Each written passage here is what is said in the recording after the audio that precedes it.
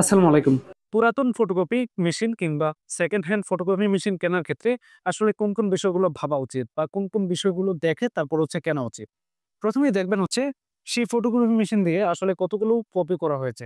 তো সেটা কিভাবে দেখবেন? সেটা দেখার জন্য আপনারা এখানে দেখতে পাচ্ছেন ইউজার ফাংশন নামে একটি অপশন রয়েছে ফটোকপি মেশিনের মধ্যে। ইউজার ফাংশন এ যাবেন এবং ইনফরমেশন এ যাবেন এবং কাউন্টারে যাবেন। তারপর এইখানে যে সংখ্যাটা রয়েছে অতগুলো সংখ্যা বা অতগুলো কপি কিন্তু মূলত হয়েছে। এখানে দেখতে পাচ্ছেন ৫৩,৩৮৭। তার মানে এই মেশিন দিয়ে ৫৩,৩৮৭ কপি প্রিন্ট হয়েছে বা কপি হয়েছে। এখন আসি এটা কেন দেখবেন?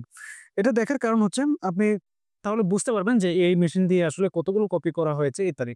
এখন এখানের মধ্যে একটা সমস্যা রয়েছে সেটা আপনি চেক করবেন, চেক করে এরকম কপি পাবেন। এখন যদি ওই মেশিনের মধ্যে কাউন্টটার জন্য তো সমস্যা থাকে যে কাউন্ট চেক করতে পারছে না বা কাউন্ট করতে পারছে না এরকম সমস্যা যদি থাকে, সেক্ষেত্রে আপনি কয়েকটা কপি করবেন। কয়েকটা কপি করার পর আবারও কাউন্ট চেক করবেন। চেক করে দেখবেন যে ওই কপিগুলা এড হইছে কিনা এখানে। এই সংখ্যার মধ্যে ওই কপিগুলা এড হইছে কিনা।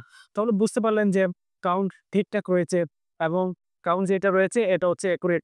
তখন আপনি আসলে বুঝতে পারবেন।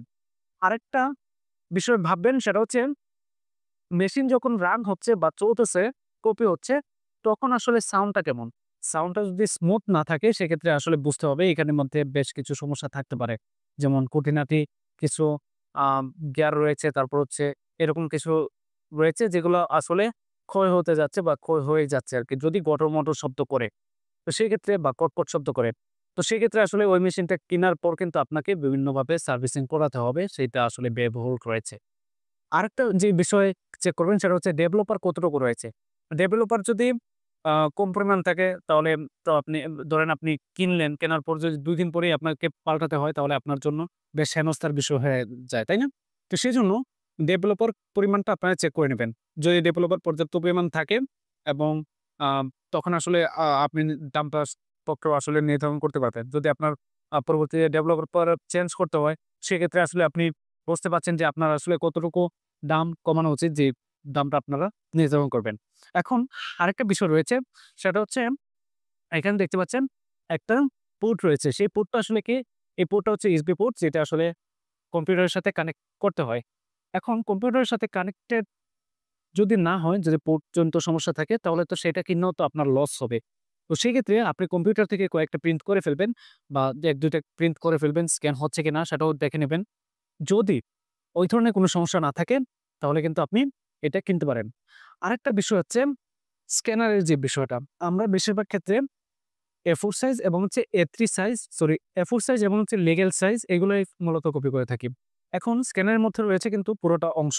এটাকে বলা হয় A3 বা LD সাইজ। এখন আপনি কি করবেন? আপনি এত বড় পেপারেই একটা কপি করে দেখবেন। এখানে আ দেখবেন কপি করবেন আরকি। তো কপি করে দেখবেন আসলে স্ক্যানারের মধ্যে কোন ধরনের কোন সমস্যা রয়েছে কিনা। অনেক সময় এরকমটা হইতে পারে যে আপনার এইটুকু অংশ ভালো কিংবা এইটুকু অর্থাৎ লিগ্যাল সাইজ পর্যন্ত ভালো কিন্তু বাকি অংশটুকু বা বাকি অংশের মধ্যে ত্রুটি থাকতে পারে।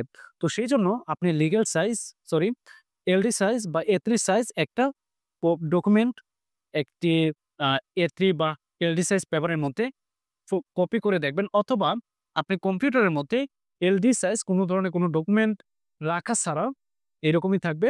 কোন ধরনের কোন ডকুমেন্টও রাখার প্রয়োজন নাই। যদি আপনার কাছে ডকুমেন্ট না থাকে, আপনি জাস্ট এভাবে করে স্ক্যান করবেন। স্ক্যান করার পর যদি কোন ধরনের কোন কালো ছাপ যদি না পান কিংবা কালো দাগ যদি না পান এবং চেষ্টা করবেন আসলে ডকুমেন্ট দিয়ে আসলে স্ক্যান করতে। তো স্ক্যান করবেন। স্ক্যান করার পর যদি আপনি কালো কোন ধরনের কোন ছাপ না পান কিংবা কোন ধরনের কোন আ ত্রুটি যদি না পান তাহলে বুঝতে হবে স্ক্যানারটা ঠিকঠাক রয়েছে বা পুরো স্ক্যানারটাই ঠিকঠাক রয়েছে। যদি ডকুমেন্টটা সুন্দরভাবে স্ক্যান হয় আরকি। পুরোটা স্ক্যানার জুড়ে যে ডকুমেন্টটা আপনি রাখবেন। আরেকটা বিষয় অনেকগুলো ফটোকপি মেশিনের মধ্যে এরকম সমস্যা দেখা যায় যে ১ম যেই বা ফটোকপি মেশিন বন্ধ থাকার পর ১ম যেই কপিগুলা করা হয় তার মধ্যে ১০ থেকে ২০ টা কপির মতো বা ফটোকপি করার পর হচ্ছে সেগুলো স্বাভাবিকভাবে ঠিকঠাকভাবে প্রিন্ট হয়। এর আগে যে ১০ থেকে ১৫ কপি বা ২০ কপি প্রিন্ট হয়, সেই ক্ষেত্রে পেপারগুলো ভাঁজ হয়ে আসে। এটা মূলত হিট রোলার জনিত সমস্যার কারণে হয়। তো ভাঁজ হয়ে আসে। তো সেক্ষেত্রে এটা আপনাকে আ শনাক্ত করতে হবে। আপনি সকাল যাবেন এবং উনার মেশিনটা উনি রান করার আগে আপনাকে দেখতে হবে যে ওই মেশিনের মধ্যে সংক্রান্ত সমস্যা রয়েছে কিনা। যদি থাকে সেক্ষেত্রে আসলে আপনার কেনাটা কতটুকু যুক্তিসঙ্গত সেটা আপনি নিজেই আসলে নির্ধারণ করবেন। কারণ আপনি কেনার পর যদি আবারও আ সার্ভিসিং কেনার পরেও যদি আসলে সার্ভিসিং করানো লাগে, সেক্ষেত্রে আসলে এটা ভাবা উচিত আপনার এইটা কেনার ক্ষেত্রে আরকি। এটা হচ্ছে একটা। এখন আসলে দাম নির্ধারণের যে বিষয়টা, দাম নির্ধারণের বিষয়টা অনেকগুলো বিষয়ের উপর নির্ধারণ করে। যেমন আপনি যখন কিনতেছেন সেই সময়টাতে এই মেশিনটার নতুন প্রাইসটা আসলে কেমন? তারপর হচ্ছে উনি যে কিনলেন, উনি কি রিকন্ডিশন কিনছেন নাকি নতুন কিনছেন? এটার উপর। তারপর হচ্ছে উনার যে মেশিনটা রয়েছে, মেশিনের মধ্যে কি সমস্যা রয়েছে? সেই সমস্যাগুলো ফিক্স করতে কত টাকা খরচ হতে পারে? সেই সবকিছু মিলিয়ে মূলত আপনি দামটা নির্ধারণ করবেন। সেক্ষেত্রে আসলে যারা ফটোকপি মেশিন কিনেন কিংবা আ সার্ভিসিং করেন, তাদেরকে একটু দেখিয়ে তারপর হচ্ছে কিনতে পারেন। অথবা যে খুব বেশি চালাতে অভ্যস্ত মেশিনগুলো, তাদের একটু সহযোগিতা নিতে পারেন যে এই মেশিনটা কেনা উচিত হবে কিনা? বা তাদের পরিচিত একজনকে সাথে নিতে পারেন যে এই মেশিনের মধ্যে কি সমস্যা রয়েছে সেগুলো তিনি শনাক্ত করতে পারছেন কিনা বা পারবেন কিনা? আ শনাক্ত করার পর আসলে তিনি নিজে নির্ধারণ করবেন যে আসলে কতটুকু বা মূল্য দিয়ে কিনলে লস হবে না, এই আরকি। তো এটুকুই ছিল মূলত আজকের ভিডিও এবং আপনারা যারা এখন পর্যন্ত ফটোকপি মেশিন চালানো শেখেন নাই বা জানেন না, সেক্ষেত্রে আপনারা আমার YouTube চ্যানেলে যেতে পারেন এবং প্লেলিস্টে থাকাকালীন সবগুলো ভিডিও দেখতে পারেন। সেই ভিডিওগুলো দেখে অর্থাৎ ফটোকপি মেশিন চালানো শিখুন এই টাইপের একটি প্লেলিস্ট রয়েছে। সেখান থেকে আপনি সবগুলো ভিডিও দেখে নিতে পারেন। ৬-৭ টার মতো ভিডিও রয়েছে।